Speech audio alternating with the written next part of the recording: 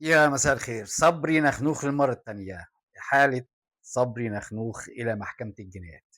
بعد ما ظهرت إشاعات من 3، 4 أيام إن هو كان أُحيل لمحكمة الجنايات، وكانت إشاعة وكان لسه ما أُحيلش ولا حاجة، وكانت لسه التحقيقات شغالة في ال3 بلاغات المقدمين من بعض الأشخاص، منهم المحامي اللي انضرب في معرض السيارات، صاحب معرض السيارات نفسه، وواحد صاحب معرض سيارات تاني اتهموا بإن هو س أخد منه سيارة ب13.000.000 وما دفعلوش الفلوس، وفي واحد تاني اتهمه بالتهمة الأخطر، واللي لسه لحد دلوقتي النيابة بتحقق فيها، وهي الخطف بالقوة مقترن بهتك العرض.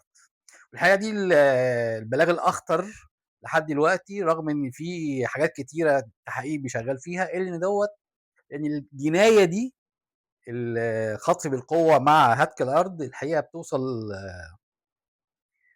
الحكم فيها للإعدام.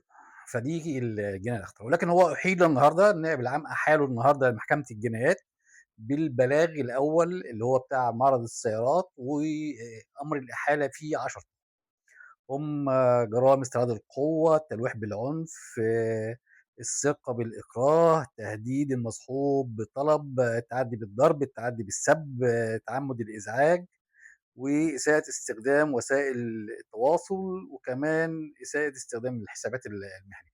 المهم إن هو أُحيل النهارده محكمة الجنايات، والقواضي لسه مستمرة، التحقيقات لسه مستمرة، وكمان التحقيقات اكتشفت حاجات كتيرة جدًا من تفريغ تليفوناته وتليفونات ال10 اللي معاه، وفي ناس كتيرة جدًا قدّمت بلاغات، وفي ناس كتير تورّطت معاهم زي المذيعة المشهورة اللي اتقبض عليها واتحقق معاها، وبعدين النيابة أخدت سبيلها، وبعدين رجعوا طلبوها تاني ما راحتش، فأمروا بضبطها وإحضارها واتقبض عليها تاني. والحقيقة إن المذيعة دي، وبدون ذكر أسماء يعني الناس كلّها عارفاها، كانت مقرّبة ليه فعلًا، وكانت بعض الناس بتحاول توصل لها توسّطها عند المعلم صبري عشان يخلّص لهم مصالحهم. أنا مش عارف المعلم صبري كان إيه موقفه بالضبط في الدولة، بيخلّص المصالح إزاي، بس واضح إن الفساد يجيب المزيد من الفساد.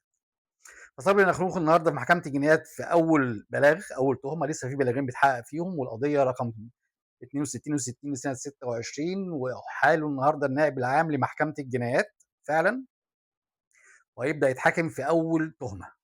في بلاغات كتير، في تُهَم كتير، في غسل أموال، كمان جريمة غسل الأموال دي بيتحقق فيها، وفي ناس كتيرة جدًا، جدًا، أسامي كتير جدًا متورطة، منهم ناس مشاهير وممثلين وممثلات ورقاصة، وفي ناس كتير متورطة في الموضوع، في غسل الأموال وكمان في استعراض القوة والتهديد.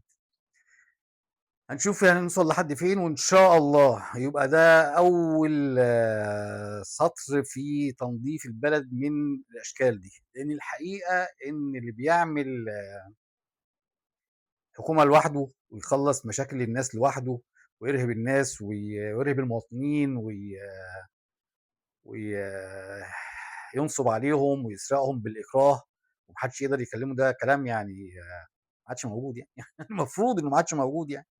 فلازم البلد تنضف، ولازم الناس تعرف إن العدل موجود، الحق موجود، وربنا طبعًا موجود طول الوقت، ويا رب تكون الحكومة كمان موجودة.